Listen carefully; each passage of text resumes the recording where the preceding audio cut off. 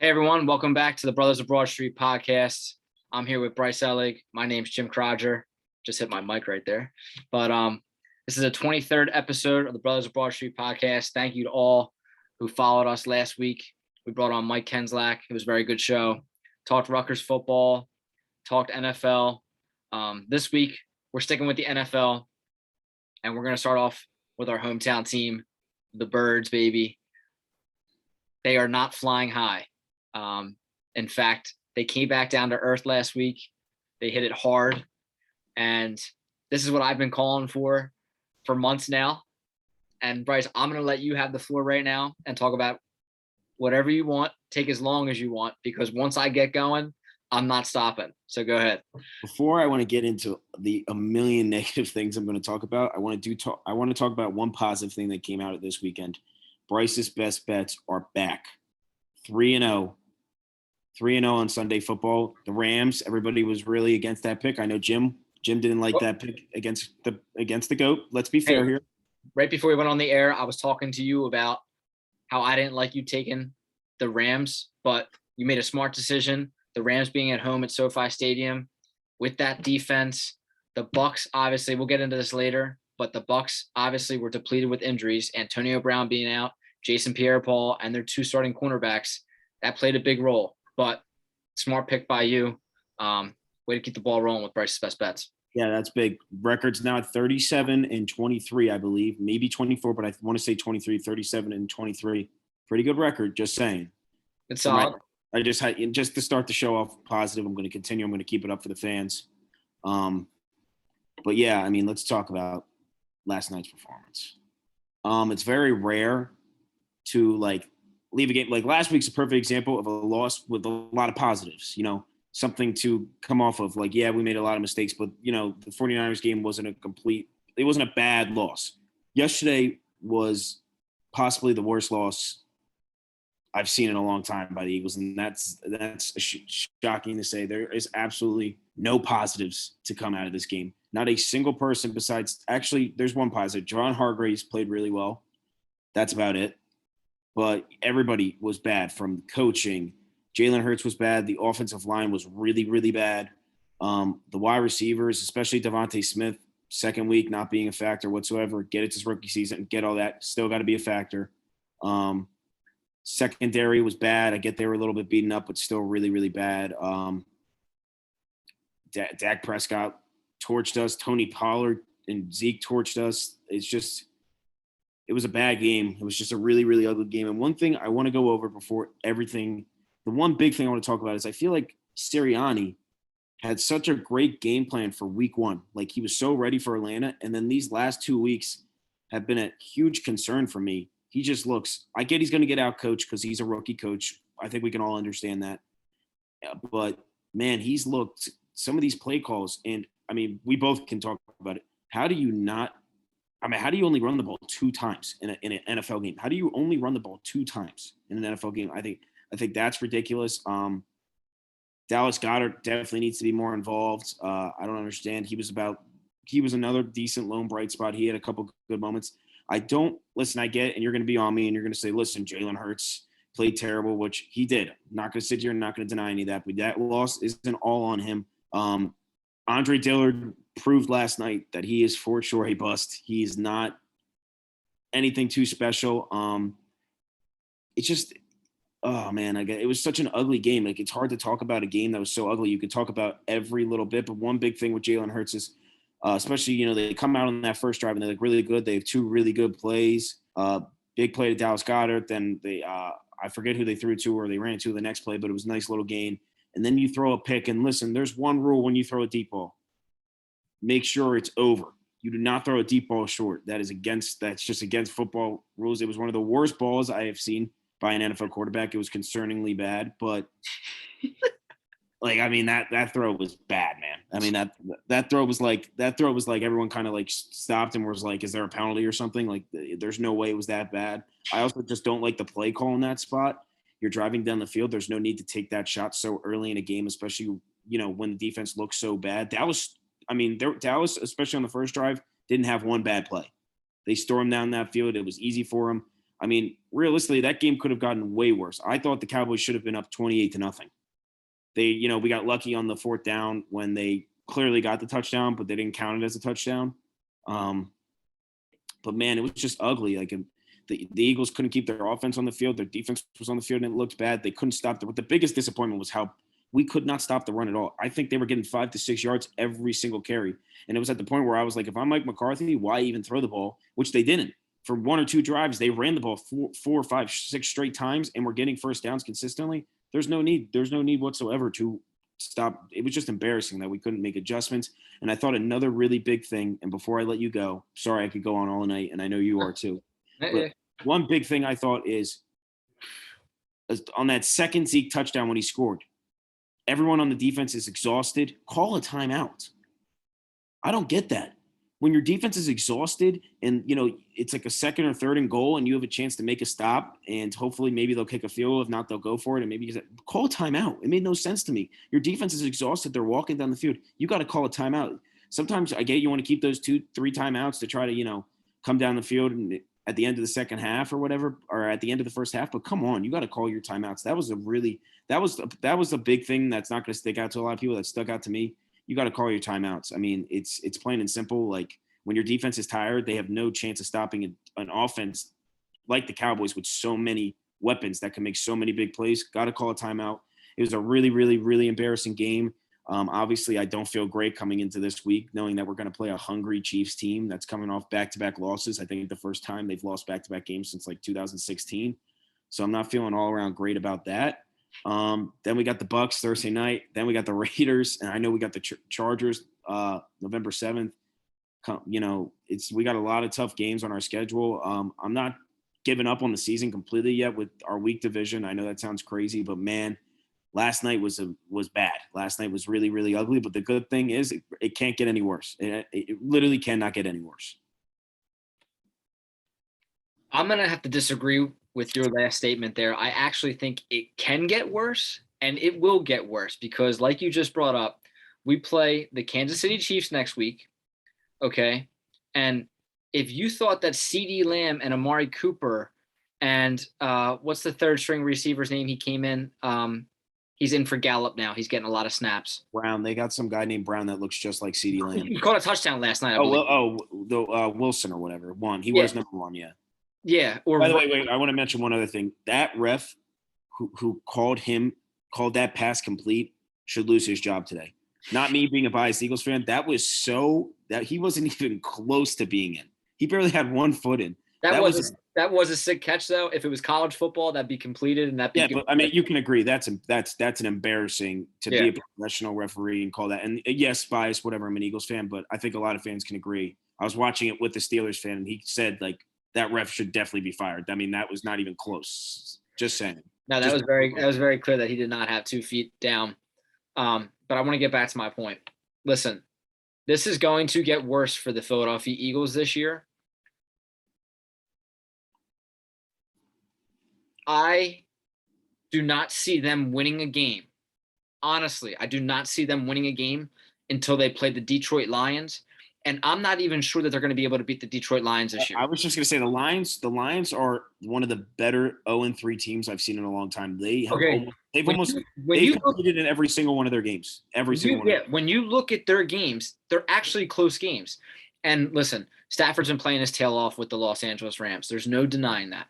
But I don't think Jared Goff is that bad of a quarterback that everybody makes him out to be. Like, you can't be that bad. I don't think it's Jared Goff. I just think it's the lack of like talent in the new coach in Detroit that really let everybody off. But I mean, there's 66-yard miracle kick away against Justin Tucker, and he's probably the most talented kicker in NFL history. But yeah, and the Ravens were the same team that just knocked off the Chiefs the previous week. I mean, they're definitely not like to me. Like, I think the Jaguars are significantly worse than that team. And the Lions were the same team that went toe to toe with the 49ers. Okay, so you have your Chiefs next. You have the Kansas City Chiefs next week. The following week, you have the Carolina Panthers. They're 3-0. Their defense looks phenomenal. In fact, they have the best defense, the second best defense in the league right now. All right, so they're coming. Jalen Hurts and the Philadelphia Eagles offense isn't going to get anything against them. The following week, you play Tom Brady and the Buccaneers. I think Tom might throw for 10 passing touchdowns that game. The week after that, you play the Las Vegas Raiders. You're not beating them. So that's 4 straight losses. You're going to be 1-6 on the season. Not a doubt in my mind. Listen, I'm the biggest diehard Eagles fan. So are you. We love our Philadelphia sports. But this is why we didn't want to get too high after the Atlanta Falcons win. Sirianni came out great, but Bryce, you can orchestrate a good game plan going up against the Atlanta Falcons. That team has not been good since 2016. All right. The Giants, I mean, we might be able to get 2 wins against the Giants this year. The fact that they just lost to the Falcons, I mean, how bad is that team really? I mean, you gotta think that Saquon Barkley is going to come back and have a good season, and obviously he'll run all over the Philadelphia Eagles. But I don't see this team getting more than 4 wins. And I'll start with Sirianni. Yes, he's a young coach. He's going to make his mistakes. To touch on your point about the timeout when Ezekiel Elliott, you're talking about the slant when he went out to the flat, got the touchdown, right, and ran it in?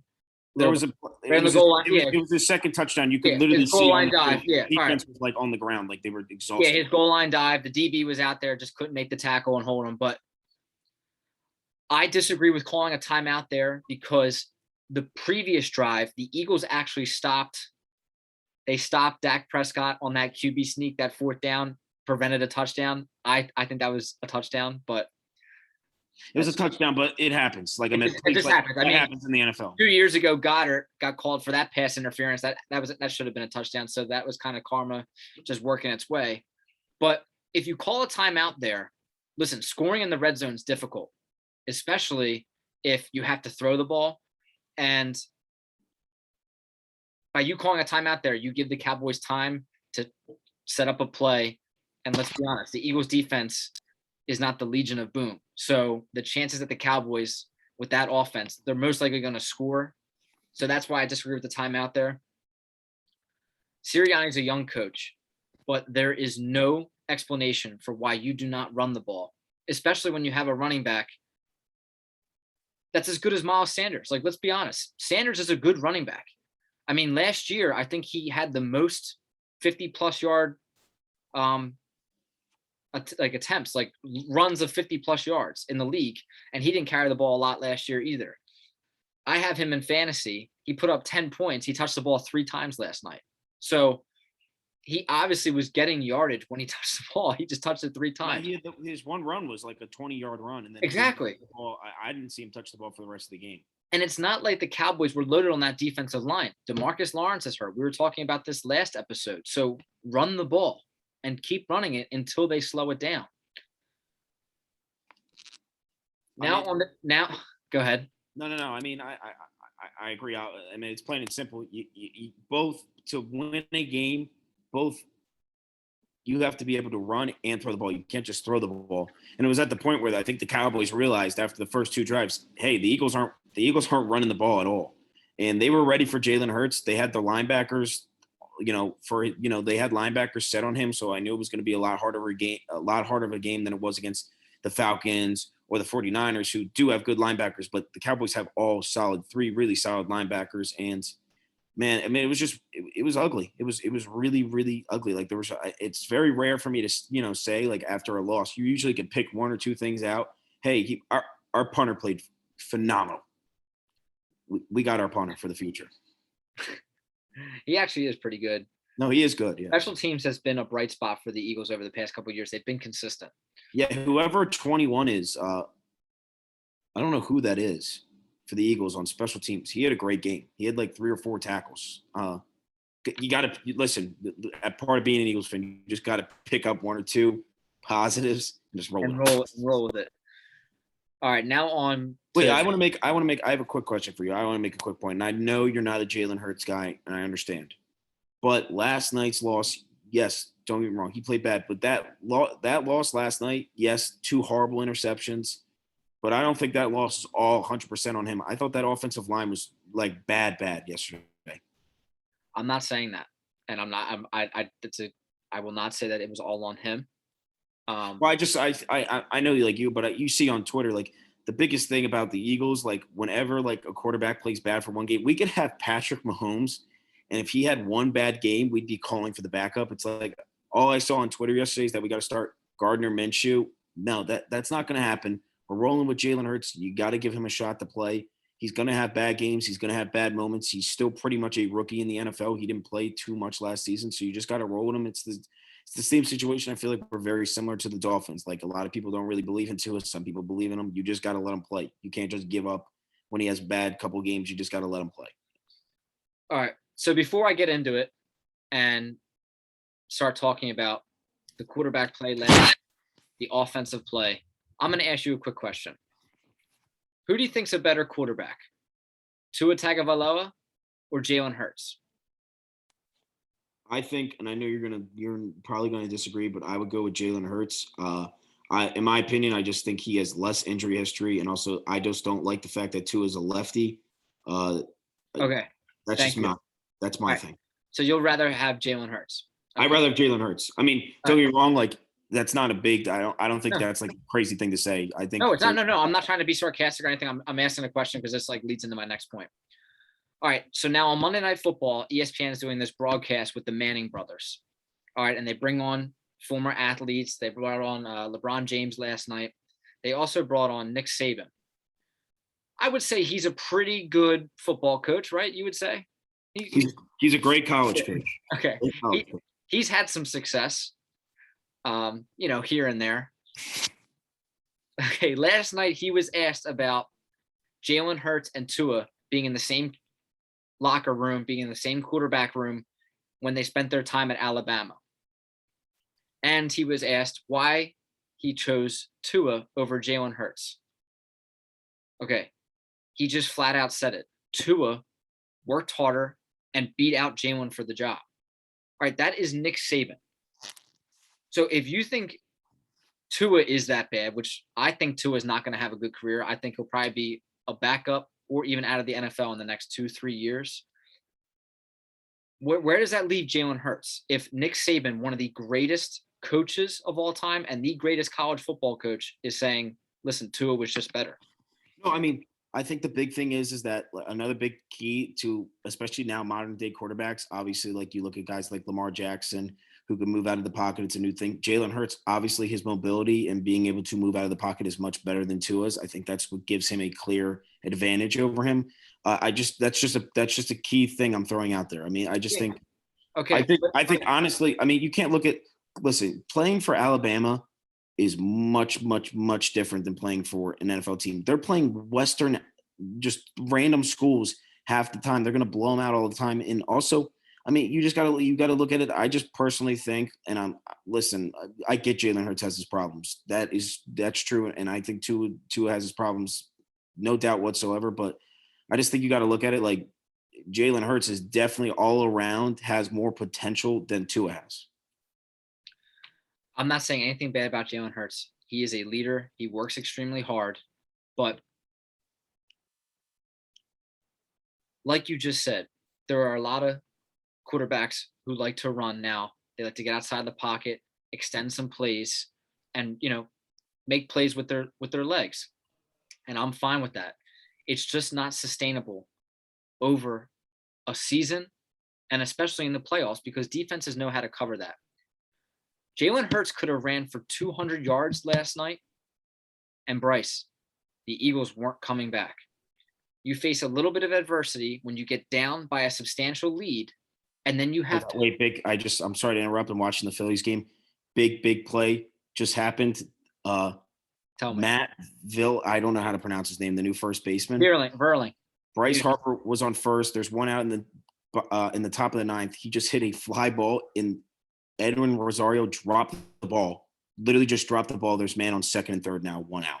Just wanted to put that out there. Wow. Sorry to interrupt. Still down 2-0, right? 2-0, top nine. They're down 2-0, but he just dropped it wasn't like an easy catch, but it was an easy catch. Rosario has played well since got traded to the Braves at the deadline. That's big for the Phillies. That's big. Hey, I'll keep us updated. Sorry. I can't watch because I'm using both my devices right now to talk. I'm here for the quick updates. They're walking McCutcheon. Bases loaded. There's going to be bases loaded for – I don't know who's batting after. I think bases loaded, no outs, you said, or one out? One out, bases loaded. They just walked McCutcheon. I think Didi's up, and we know his history with the bases loaded. I think Didi's up. Grand slam, baby. Here it comes. Just putting that out there, but let's just move on. Let's talk a bit to get back to the Eagles. Anyway, when you're down by a substantial lead, you need to throw the ball to get back in the game. Jalen Hurts cannot do that.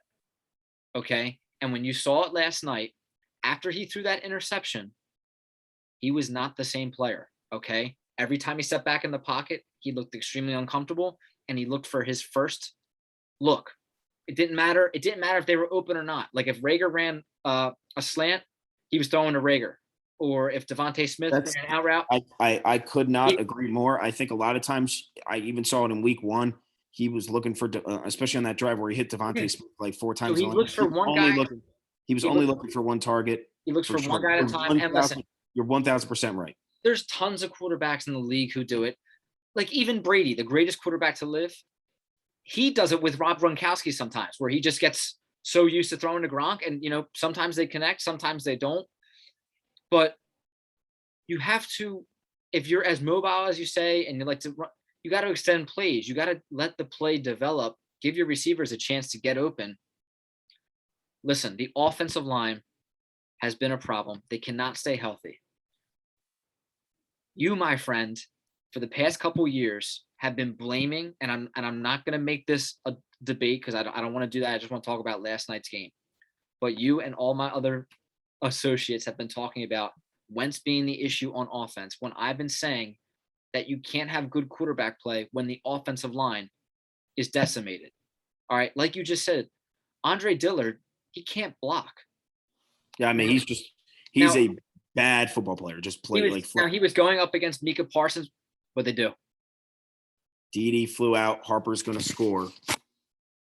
We're going to be down 1 run, 2 outs, man on first and third. So keep us updated. Sorry, Mike. It was like it looked like he hit it on the sweet spot. It looks good. It was deep. He went to the warning track. Oh. So we'll see. This is you gotta give me a little like John Kruk, Tom McCarthy live play-by-play updates right now. Sorry for the fans. But we got to keep. This is what you get, live updates. This is the podcast. This is what you get on the Brothers of Broad Street podcast. You can't get this anywhere else. That's no why way. You subscribe, follow us on Instagram, Twitter, Apple Podcast, Spotify. Freddie Galvis up. The savior of the Phillies. He's the savior of the Phillies. We're going to see what happens. I'll let us know. Hey, listen, this night, the 10-year anniversary of what many people call it the best regular season night in baseball history. In 2011, the Rays, Red Sox. Oh my God, it's been 10 years. The Rays and Yankees, the Orioles and Red Sox. Yeah, I remember that. The Cardinals and Astros, and then the Phillies and the Braves. And for those who don't remember, the Phillies beat the Braves in extra innings 4-3 to get the Cardinals into the playoffs. And then the Cardinals ended up going on to win the World Series that year.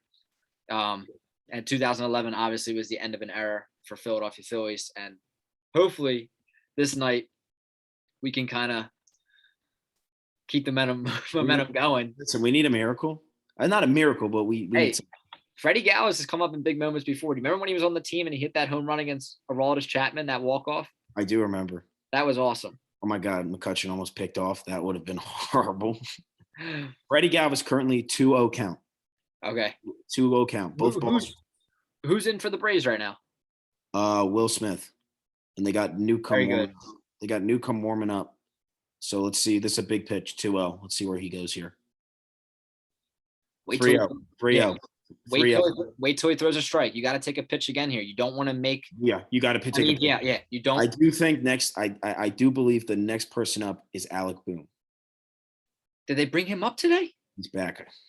He's back. The phenom. 3-0 pitch. 3-0 pitch. A strike. All right. Freddie took it. Low strike. Now, I'm surprised the Braves didn't intentionally walk Freddie and put the bases loaded to get an easy out at any base. But especially with Galvis, Galvis is currently batting lefty, so and that's not his strong side, right? No, he's a righty normally. Or no, he's batting righty and he's normally a lefty. So yeah, I'm surprised I didn't walk out. I'm not the Galvis is that much. Freddie ground ball, foul, just squeaked by foul. That was big. It was not looking good. My heart just stopped when you said that. Full count. Everyone's going crazy. Gotta send them. Runners are going. Here we go. Runners are going. Oh no, runners are definitely not going. It's 2 outs. Yeah, but if he walks him, the guy's trying to steal home. Well, the runner on first is going. Yeah, the runner on Runner first. on first is going. Freddie, if Freddie can hit one to the Ooh, gap. Freddie, good foul ball. It was a good pitch. He fouled it off. Who's on first? Who's on first right now? Veerling or McCutchen? McCutchen's still on first. Veerling is on third. If Freddie can rip one in the gap, McCutchen has a chance of scoring on that hit and run. Which is another big thing is, I mean, Veerling might be faster than he sees, but I also would have definitely pitched hit or pinch ran for him in a situation where, like, let's just say it was a bloop. I don't know. Just putting that out. Nah, Veerling can run. Yeah, and you don't have that much speed on the bench. Another big foul ball. Freddie can't get around it, but he's making really solid contact. He keeps throwing this slider. Freddie's staying alive. Everybody is sweating right now. This is postseason baseball at its best. 7 pitch at bat with 3 foul balls. Fans are going crazy. There's no other way than Philly sports to do this right now. Come on, Freddie. Come on. Strikeout. 93 miles per hour right down the middle. Just didn't hit it. So well, everybody who's listening to that concludes the Phillies season pretty much. There's not much. Now they're 3.5 games back. 2 games left to play against the Braves, and they do have that series with the Marlins, but this is pretty much over. Yeah, that's it for the Phillies pretty much. It's a shame. I thought like Rosario dropping that ball would bring life to him. That was a really ballsy pitch by Smith, like 83 miles per hour right down the middle after a couple of straight foul balls. Freddie's got to hit that. 93. I think I'm saying 83 on accident, but 93. Definitely nothing too fast. It's not overpowering at the MLB level. No, yeah, I actually think he might have been a little in front of it actually, but that's a shame. That's just adding icing on the cake of being a Philly fan right now. Man, it is what it is. I know coming into this game, Harper has had some success against Charlie Morton. Real Muto Morton killed him tonight. Had about 8 or 9 hits against Morton, and you would think that your big guys would step up. That obviously did not happen. The fact that they couldn't get the bats going at all until the final inning. It's 10 straight seasons of just no. It's a shame too because they started off that game. Herrera had the single to left field, and then Segura had the single up the middle, and you have Harper up. I think if any other batter was up, you bunt in that position and get the runners over. But obviously, you're not going to bunt. You're not going to have the MVP of the league bunt. But it is what it is. Sorry for the live updates of disappointment, especially classic, such a classic Philly team. You know it's over, and then they think they like give you life just to let you down. Hey, we do a little bit of everything here on the Brothers of Broad Street. But let's jump back into the even bigger disappointment, the Eagles. Let's go across the street to where the Eagles play. Okay, we're going there. Get back talking about the Eagles. Many people last year were ribbing me for always defending Wentz. I was on that list. Okay, that offensive line, any quarterback, Tom Brady, Patrick Mahomes, Aaron Rodgers, Matt Stafford,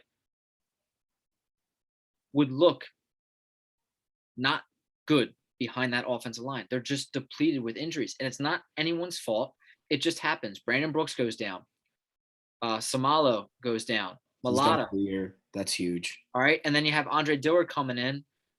Lane Dickerson, he got hurt yesterday. So he also didn't look very good. He might not be. You have all these guys hurt. The Eagles have 5 different offensive line combinations already this year. So this is where I'm going to give Jalen Hurts and the rest of the Eagles offense a little bit of a pass because you win at the lines in the NFL. And last year, the Eagles had the most offensive line combinations in the entire NFL. So how can you expect any kind of consistency with your offense? All right, you just can't. Another big thing I want to get on, and I know it's early in both their careers, but Rager and Smith, they got to be better for sure. And I'm not just saying that. Look at what Jamar Chase is doing. He's already making a full crazy. I mean, he's scoring a touchdown every week so far. He had a 2 touchdown game. I get, Smith played really well the first week, but Do you know why? Do you know why Jamar Chase is having some success? Why is that? Because he's got a Because he's got a quarterback. He's got a quarterback that can throw the ball. All right. The Eagles have a better offensive line than the Bengals, but at least Joe Burrow can make the throws. And I'm not trying to come at Hurts. All right, he did make some nice touch passes, and I think he had one on a touchdown that actually ended up getting called back, or like a long ball that He had a couple. He had a couple pretty good throws. He had a 40 that lob throw he put right in the box, and it got called back because Dillard was down the field for no reason. But 3-4 throws a game is not going to get it done for you, especially at this level. And listen, you can't just run the ball every time. You're not going to be able to win games, especially games when you're going up against the Cowboys offense or Chiefs offense next week or the Buccaneers in a couple weeks. And these teams can put up points. You have to be able to go throw for throw. And Hurts, I just don't see him being able to do that. The Eagles should have never fired Doug Peterson. He was not the problem in the organization. Okay. I was with that the entire way. And if it had to come down to Doug Peterson or Wentz, like many reporters said, which in my mind, I don't think it did. Honestly, I really don't think it came down to that. I would have went with Doug Peterson because he's your only coach, like the only coach in the franchise's history that's won a Super Bowl. And now, I know it's still early, but it looks like you're going to have to be looking for another another coach next year. I mean, does it not? I agree with you, and it's tough because it's like we said before. Even if, let's just say, the season ends really bad for Hurts and Sirianni, it's hard for me to say that they get fired. To me, I think we both agreed on this before, but like they're probably going to get 2 years. That's how I see it. All right.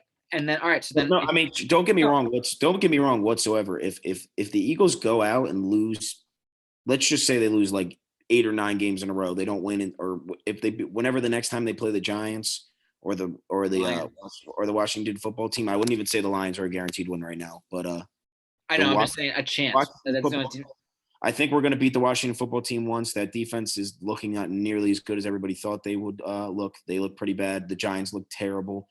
So I do think we're going to beat those teams. I think we'll beat the Giants twice. I think we'll beat Washington at least once. But yeah, I mean, if they go, but what I'm saying is, if they go on a 8-9 game losing streak, he could easily get fired for 100%, because especially with the way, if he continues to call games the way he did the last 2 weeks. Don't get me wrong. Last night we had no shot of winning, even if he called a good game. The Dallas Cowboys were ready; they were a better team last night. But I think we both can agree that 2 weeks ago against the 49ers, the Eagles should have won that game. The Eagles definitely should have won that game. Okay, and this is my next point that I wanted to talk about. You brought up the 49ers and how it was a relatively close game. And listen, if a couple plays go here and there, then the Eagles could have and they should have won that game. There's been a lot of games in the NFL where you could say that. And we talked about it on an episode earlier, a couple weeks ago. Sometimes you just play down to the level of your opponent. You and I both discussed before the show, we don't think the San Francisco 49ers are as good as everybody's making them out to be. Yes, that defense is good. The offense has some weapons. We're still obviously unsure about Jimmy G and whether Trey Lance can play or not. When it comes to the NFL, even if the team's undefeated, like right now with the Raiders and Broncos and all that, you got to wait till week about 5 to 6. In my opinion, that's when you really learn, because by then you've played probably 1 or 2 good teams. That's when you learn if a team's like legit.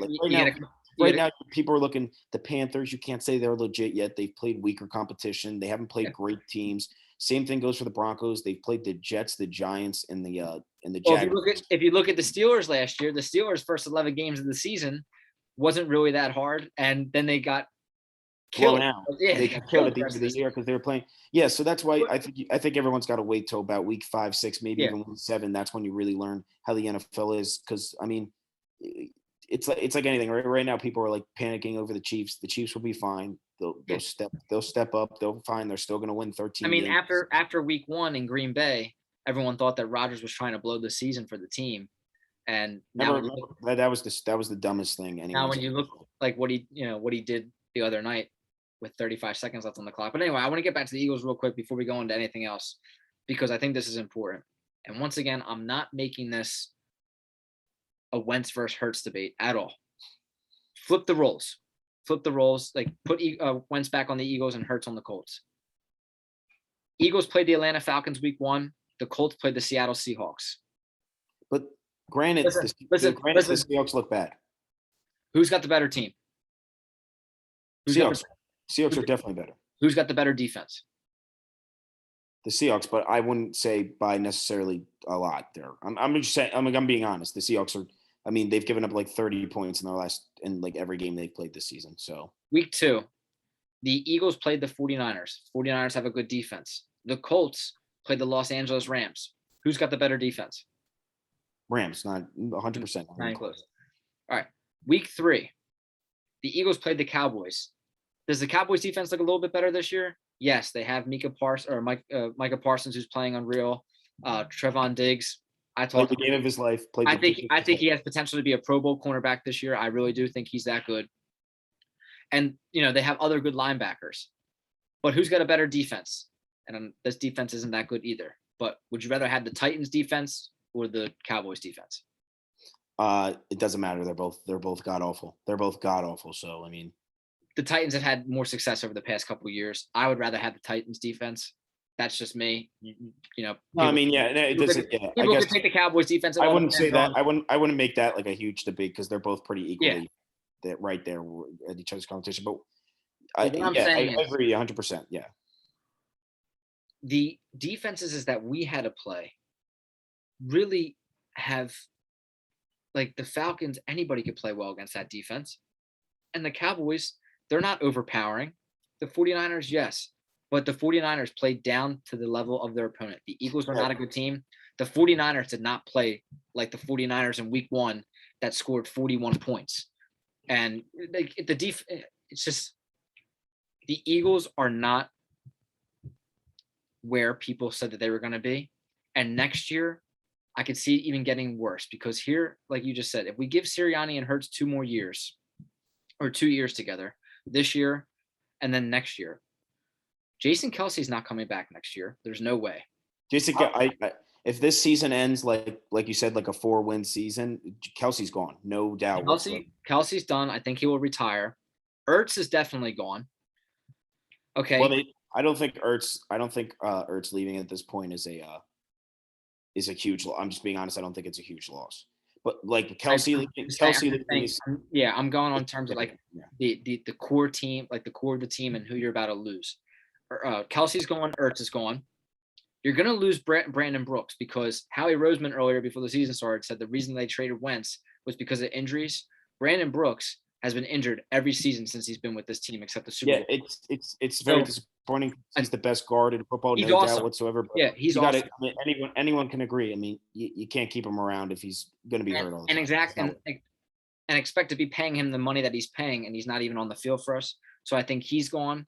And listen, I love this guy as well on the offensive line, but Lane Johnson, if the Eagles struggle this year, which they will, Lane Johnson's gone next year. All right. I agree. They're gonna clear house. All right. It's just what's gonna happen. Now on the defensive side of the football, you could say goodbye to Fletcher Cox. You could say goodbye to Brandon Graham. Oh, those hurt, Jim. Those hurt. Do you know how bad they hurt me? I still watch videos of that Super Bowl year, and all these guys were awesome. Like I wanted to buy jerseys for every single one of these players, but I'm just trying to be realistic. Your boy Darius Slay, he will be gone. Thank God. I'll be thrilled when he's gone. And I think Darius Slay has been very good for us. In fact, better than any quarterback that we've had since Asante Samuel. Asante Samuel. Yeah, like honestly, with the competition, Byron Maxwell and Nnamdi Asomugha and maybe Dominique Rodgers-Cromartie had a solid season with us 1 year, but that's it. No, but I wouldn't. I'm just saying, I wouldn't be like. And then the 1 year free agent deals, Nelson, he will be gone, and Nelson to me looks like a help me out the safety Harris. Yeah, Anthony Harris. He'll be gone too. Yeah. He'll be gone too. So right there, I mean, you're going to lose about 8 guys right off the bat. Also, McLeod definitely gone. McLeod gone right off the bat, and now I was talking to somebody last night. They said that Jalen Hurts didn't have offensive weapons. All right. Well, at least he's got Devontae Smith, because we didn't have Devontae Smith last year. And next year, if he doesn't have his offensive line, he's not going to be able to even get the ball to Devontae Smith. So, like, where do the Eagles go from here? Howie Roseman's going to have to make some decisions. Well, that's why you got to be a little. That's why you got to be a little excited. Sorry to interrupt you, but that's why you got to be a little bit excited to see where they're at position wise. They're going to have 2 first-round picks no matter what. Looks like as of now, with the way Carson Wentz has played 97% of the snaps so far, it's looking good so far. We'll see if he continues to play. We'll have 3 first-round picks. It's interesting that you brought that Carson Wentz thing, because if the Colts continue to go down this path where they're 0-3 right now, and if they, with their injuries, if they just don't play well this season, don't be surprised if they bench him. Yeah, I agree. Bruce Ballard, on the GM of the Colts, benches Wentz so they can keep that pick, because I could easily see that happening. Yeah, I agree 100%. And right now, I mean, their seasons, I mean, I know it's early and whatever, but you can agree 0-2 teams only have like a 80% chance of making the playoffs. So it's hard to make the playoffs at 0-3. Plus, they're playing a division where the Titans look like they're getting their act together a little bit. It's gonna be tough. Obviously, they got the Jaguars and the Texans in that division. They're both terrible, but I wouldn't go saying. I mean, if they lose another game, if they go 0-4, it's going to be really tough for them to make the playoffs, and that's going to hurt us. But yeah, that's another bad team right now. That's a really bad team too. So I don't want to say too much on this topic, talking about the Eagles and how they've been playing. Next week, I think we're going to get shut out. I just don't see next week is going to be and it's not like the Chiefs have that good of a defense. In fact, they don't. I think it's like 28th in the entire league right now. They definitely have one of the worst defenses as of now, but it doesn't matter. But that defense is going to look like the 85 Bears when they come play us at the Link next week. They're just going to shut us down. But this is a sad podcast tonight, but let's switch over to the Sixers, because I want to finish the show off on this, because we both have a lot to say, and I want you to start off with your opinion on this Ben Simmons saga right now. I just think it's really disappointing. Like, I sound like a parent when a kid gets like mad, or when they get mad at their kids, but I'm just disappointed in Simmons. I just think at this point he's being a child. It seems like the whole entire team just wants him there. They want to try to win, and he's just being a baby. Like, literally, there's no other way to say it. I would like to see Ben play, at least play, get on the court, because it's going to be a lot harder for the Sixers to trade him if he's not playing. But it's really embarrassing, honestly. The whole situation's embarrassing. Doc Rivers and Joel Embiid, he's not answering their calls. He said something, I heard a report today saying he doesn't want to, even talk to his teammates. And I saw a quote today by Furkan Korkmaz. He said the best is the same situation. The same way I feel about the situation. Furkan Korkmaz said, I have no idea what's going on. That's how I feel. I just don't know what's going on. It just seems like Ben Simmons doesn't want. I mean, he from what I hear, he doesn't want to play for the Sixers at all. But the issue is, Ben Simmons, you're not Giannis. You're not LeBron James. You're coming off the worst playoff series I've ever possibly. So, his value is low. If I think Doc Rivers still and Joel Embiid are still convinced that they can win a title with him. I just don't think there's any shot. I think I'm not looking too forward to the Sixers this upcoming season. I am looking forward to the Sixers, because I think that Embiid will have another MVP type caliber season. I do think that the Sixers are going to trade Ben Simmons.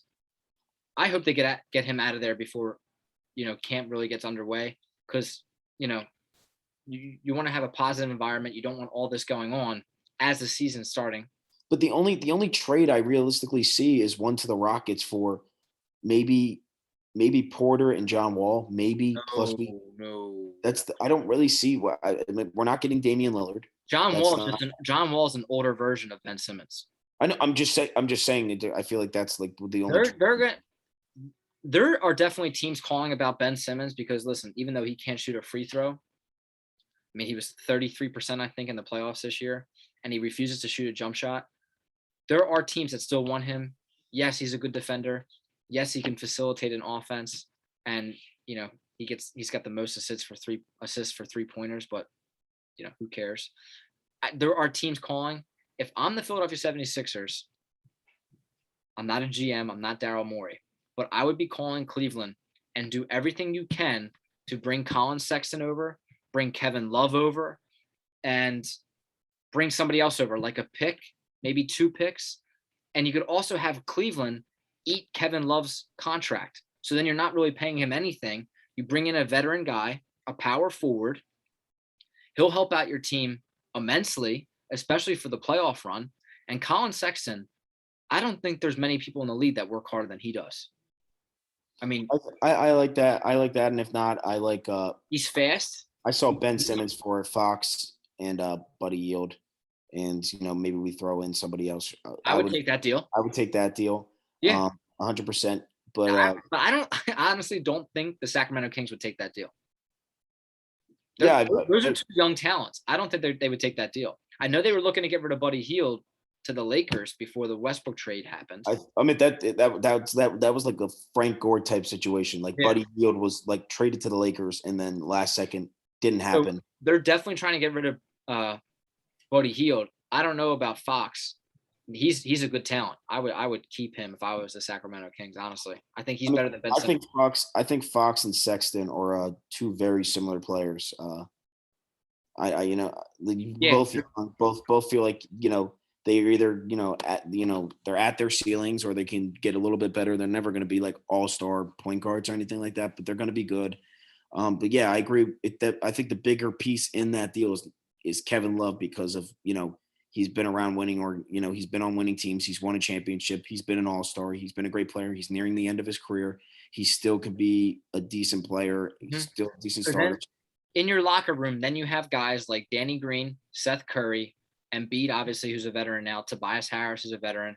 Andre Drummond hasn't had much postseason experience, but he's been in the league for many years. And then still don't understand that signing at all. But me personally, I'd rather have Dwight Howard, but it's a lateral move. Like you you don't really. I mean, it's not a deal. It's not a deal there's not really much to win and there's not really much to lose. Exactly. It's a minimum deal. Yeah. I mean, low risk, low reward. It's just the same kind of move. I'd rather have Dwight Howard because I loved his personality and he was always hyping up the team and he was so positive. He wanted guys to stay after and shoot with him. I don't think Andre Drummond's that guy. He's definitely not that guy. But he is good. He gets close to 20 rebounds when he's playing. But I saw something today. Ben Simmons said that his play style is not conducive to Embiid's. Are you kidding me? Like, are you kidding me? I mean, it's just. I mean, you got to look at it and just like relatively. You just got to be like Simmons is literally just being a baby. Like, there's no other way to put it. Like, he's just being a baby. Like, you were given the city of Philadelphia $160 million when you did nothing. He made an all-star game, won a rookie of the year, and I think he made like the second team all defense or whatever. And you could argue that he didn't deserve the rookie of the year over Mitchell. You could argue that. And then he got that contract. He was paid like an elite player. I was saying it since day one. After that series in Toronto, they should have got rid of Ben Simmons and kept Jimmy Butler as the point guard. Butler kept saying it. He was saying it on his podcast too. Embiid, you won't be able to play with that guy. You got to get that guy out of there. Like, you got to trade him. And now we're in this situation. Embiid said it perfectly at his media day. Listen, we've seen all the videos. Let's just hope that he can come back and, do it in games. That's the videos, the Instagram videos, and it's like all the comments and captions are like, we're not falling for this, Ben. Like, we know you're not going to shoot. We've been seeing this for 3 straight off seasons. But that's where I'm so confused. Like, is he going to go to a different team and then start firing shots from all over the court? Like, is that actually what's going to happen? Because that would be typical Philadelphia athletes leaving town and then going and. No, it's the same thing. It's the same thing as Markelle Fultz and Nolan Patrick and all these guys that were top picks that we drafted. Dillard, they're all head cases. They all are just mentally so weak. And when you play in a city like Philadelphia, this isn't Sacramento. This isn't Minnesota. The fans are going to get on you when you have a bad game. Jalen Hurts is a perfect example. You look on Twitter, yesterday. Oh my God, everyone was blowing him up. They wanted Joe Flacco in at quarterback. Yeah, I mean, people are hashtagging putting Gardner Minshew. He's not even suited up. Jalen Hurts needs to stay the starter for the rest of the season. No, but it's not that. I'm saying like you just got to take it with a grain of salt, move on, and try to prove them wrong. And that's one. It's funny you bring up the fans, Bryce. That's a great point. I saw a report yesterday too that Ben Simmons, because first you hear that it was Doc Rivers' comments at the end of the game that made Ben want to leave. Then it was Embiid and how he handled the situation. Then it was the fans. Now it's the play styles. But I heard whatever team Ben does go to, when the team does come and play in Philadelphia, he's going to load manage and sit out that game just because he refuses to play in front of the fans. Yeah, I was going to say I saw that too. Can you imagine that? I mean, to me right now it's going to be hard for. Let's just say he has a change of mind and we're able to convince him somehow, some way to come back and play. I don't know how I'm going to root for him with the comments he's made about the fans and the way he is. First off, another big thing is what he's a 2-time All-Star. Andre Drummond 2 years ago was an All-Star. All-Star games do not matter at all. All-Star games are not the best players all the time. It's just I get it's the best players in the world, in the league at the time, but there's plenty of players that get snubs that should be all-stars all the time. The league is talented. There's so much talent in the league. It's plain and simple. So I wouldn't go and saying like, oh, 2-time All-Star makes you crazy good. Call me and talk to me when you're on an all NBA team. That's when you know you've had a great season. And Ben's hasn't been on an all NBA team. Yes, all on defense. He's a great defender. There's no denying that whatsoever. Ben Simmons is one of, if not the best defender in the NBA. We all know that. But exactly how valuable was that? And good point, bringing it up. How valuable was that defense when in every fourth quarter in that postseason series with the Atlanta Hawks, in the last 5 minutes, he couldn't even be on the court. So because he couldn't shoot free throws. So then his defense, there's no point. Like it's just a shame because I think everybody in the whole entire league world, everybody can openly say if Ben Simmons just could have confidence in himself and shoot the basketball, he'd be a top 5 player in the NBA. There's no doubt whatsoever. His vision, his quickness, his ability to defend and rebound. I mean, the guy is an elite defender, an elite rebounder, an elite passer. He's got great vision, and he just has no confidence and doesn't want to shoot the basketball, and that's what's been holding him back. And listen, we drafted him 4 or 5 years ago.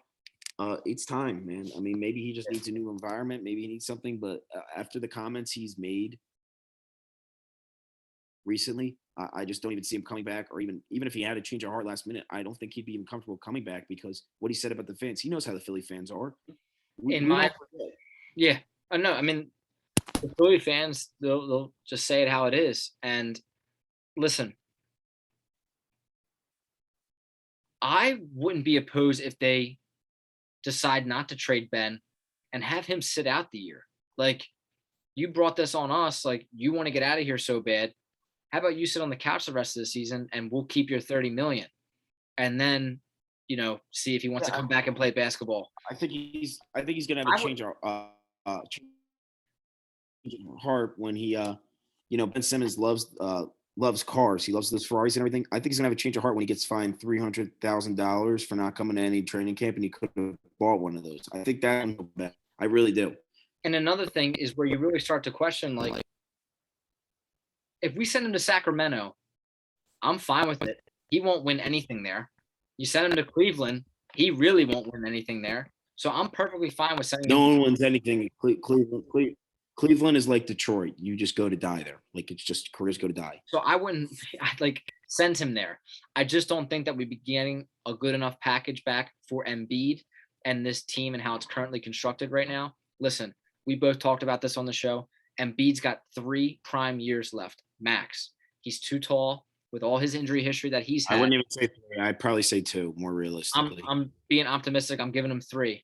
I would trade the 3 first-round picks for the next 3 years, Ben Simmons and whoever else the Trailblazers want, and you have to get Damian Lillard or Bradley Beal in Washington. I know those 2 players have said they're loyal to their teams and they don't want to leave, but you have to give them the entire city of Philadelphia, Liberty An offer Bell. They can't refuse, Jim. An offer they can't refuse. Yeah. Just like that. You gotta bring them because Embiid's got 3 years left, and that's it. That's it. That's the time window for a I championship. just, here in I Philly. just, I hate to say it, and like, and I try to be more optimistic about Philly sports, and you know that. I mean, look at me. I still believe that the Eagles could Oh, I turn love around. them. Yeah, Yeah. there's a part of me that wants Ben to come back so they could be the first seed again. There's a part of me that wants to see Hurts succeed and us win the division this year. I'm trying to be But realistic. when it comes to the Sixers, man, I haven't been excited about watching this team in a long time. Even coming into the playoffs, like it's just I just don't feel like compared to other teams. Like you look at Milwaukee, they're so well balanced. They have a great coach. Giannis is the best player in the league currently. I think we can all agree. Kevin Durant, but like currently Giannis coming off a title. Chris Middleton looks great. Drew Holiday was the perfect fit. Lopez. That's such an all-around great team. You look at the Lakers. Yes, they're old, but they look like they're going to have a really good season as long as Anthony Davis stays healthy. That's another exciting team. And like even the Bulls, look at the Bulls. Like they're going to be exciting team. Like there's a lot of like I'd be excited if I was a Bulls fan. They got a lot. They're not going to win a title or anything like that, but they got a really exciting team to watch. I'm not excited about this Sixers team whatsoever. Yes, Embiid's a stud. Yes, he's an MVP type player, but like Tobias Harris, yes, all-star, great. Thibault, great role player. Matisse, yes, he looked like he had a lot of potential last year. He's not going to be like an all-star point guard or anything like that. He's going to be a solid NBA player. Danny Green is Danny Green. I'm high on Danny Green, but he's still Danny Green. He's only going to get you 12 points a game max. It's something about it when it comes to me. I'm just not very Yeah. excited to watch this team. I just don't think we match up great. Like, I think we're more right now, realistically, we're more of like maybe like an Indiana Pacers type team. Like we're not going to win a title or anything like that with the current roster we have. Like obviously I we're better than the Pacers, but you get what I'm trying to say. The Miami Heat got so much better this offseason. The Bulls got better this offseason. Lakers got better. The Bucks are the best team. The Nets even got better. They added some nice players. I mean, yeah. I mean, listen. Defensively, losing Ben Simmons, it will have an impact on us. But I don't think, and we disagree on this player. I don't think that the offense is going to change that much. I still think that the offense is going to be good. It could even be better when Tyrese Maxey is our starting point guard. no, I think the offense. I think the Because offense. he can run the pick and roll with Embiid. He can run the pick and roll with I Embiid, think and he the can offense shoot is good. outside I think shots. the offense won't change at all. The offense will not change really that much at So all. I'm not as worried as you are. I think Philly's got a shot, but no one's beating Brooklyn out of the East, and the Lakers are winning the West. Can we just take a minute and can we all relax on Maxi? We all need to every Philly fan needs to take a deep breath and just relax. He's better on offense than Simmons is. I know he had a good season, but what's going to happen when Maxi? Let's just say we're going to be a playoff team. The Sixers are still very much going to be a playoff team. What happens when we play a team with a point guard like Kyrie Irving or Damian Lillard versus Maxi? He's going to get torched. He's not ready to play against them. He's a 20-year-old kid. These guys are 29, 28-year-old NBA veterans that are That's where you're missing the point, though. That's where you're missing the point. Who's a better point guard, an actual point guard, Drew Holiday or Ben Simmons? I think Drew Holiday's an all-around better point guard for sure. Kyrie Irving or Ben Simmons? I mean, I don't have to answer that. Exactly. So what I'm saying is when we've had to play these teams, it's not like Ben Simmons offensively was that much of a factor. I mean, when you look at those games, yes, he shut them down on defense, but he didn't do anything on the offensive end. At least Tyrese Maxey will be able to get some points. I'm not saying he's going to match Kyrie Irving or Drew Holiday or Jimmy Butler or Harden. I'm not saying that he's not, but he'll at least be able to score. And I just think we're very quick on the whole Maxi train. I think I don't listen. I like him, and I think you can agree. We all just need to slow down a little bit. We're asking a lot out of a 21 or 20-21-year-old kid to just step in and Don't want me to cut you off. We got less than a minute, but yeah, go ahead, continue. 21-year-old kid to just step in and be a stud, be a star. I just don't be a starting point guard on a playoff team. I just think it's an unrealistic ask because he's not going to be a Damian Lillard or Steph Curry type player or Kyrie. He's just not. He's not. We need to relax. He's not, but I think he could be an all-star in this league. It's not that hard to do. But listen, I'm excited for how this is all going to play out. I expect Ben Simmons to be traded. I would rather see him have to sit out and we keep the $30 million. but that's just the way it is. Bryce, great episode as always tonight. We'll be back here for another episode this week. Don't forget to subscribe to the podcast on all platforms, Apple Podcasts, Spotify, Instagram. And Bryce, as always, Go Birds, no matter what, baby. Go Birds.